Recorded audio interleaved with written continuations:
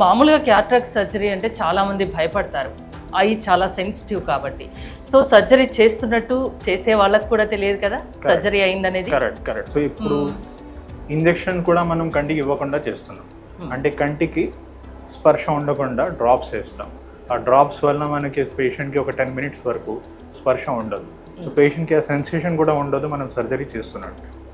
Injection భయం వాళ్ళకి injection ఇవ్వట్లేదు కాబట్టి ఇంజెక్షన్ నొప్పి కూడా ఉండదు వాటికి. ఈ మెయిన్గా ఈ మిషన్ ద్వారా, ఈ లేటెస్ట్ టెక్నాలజీ ద్వారా క్యాట్రాక్ట్ సర్జరీ చేయించుకోవడం వల్ల పేషెంట్కి ఎలాంటి బెనిఫిట్స్ ఉంటాయి? డెఫినెట్లీ మీకు ఇలాంటి హెవీ ఎక్విప్మెంట్ కొత్త టెక్నాలజీ వల్ల మనం ఆపరేషన్ చేయించుకుంటే నల్లగొడ్డుకి మనకి కంటికి బ్లేడ్ తగలకుండానే ఆపరేషన్ అవుతుంది. సో మీకు రికవరీ చాలా ఫాస్ట్గా అవుతుంది.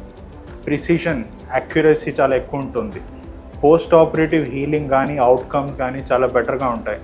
అందరికన్నా మెయిన్ ఇన్ఫెక్షన్ వచ్చే అవకాశాలు చాలా మినిమల్గా ఉంటుంది. సో మీకు సేఫ్టీ ఎక్కువ ఉంటుంది, ఎఫికసీ కూడా చాలా బాగుంటుంది. అంటే ఆఫ్టర్ సర్జరీ ఎలాంటి కేర్ తీసుకోవాల్సిన అవసరం ఉంటుంది? పెద్దగా కేర్ ఏమి ఉండదండి. సో మినిమం ఒక హెడ్ బాత్ ఒక కొన్ని రోజులు ఒక 1 వీక్ to 10 days చేయకూడదు. ఫుడ్ రెస్ట్రిక్షన్స్ కానీ అటు వెళ్ళకూడదు ఇటు వెళ్ళకూడదు. ఇప్పుడు ఈ ఏజ్లో అందరూ వాకింగ్ అది చేస్తారు, వాకింగ్ చేయకూడదు అలాంటి ఏం లేదు.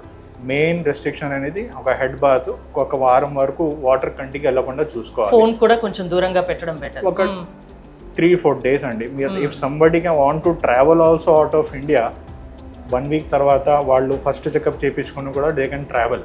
సో అంతా సింప్లిఫై అయిపోయింది procedure with the robotic cataract surgery.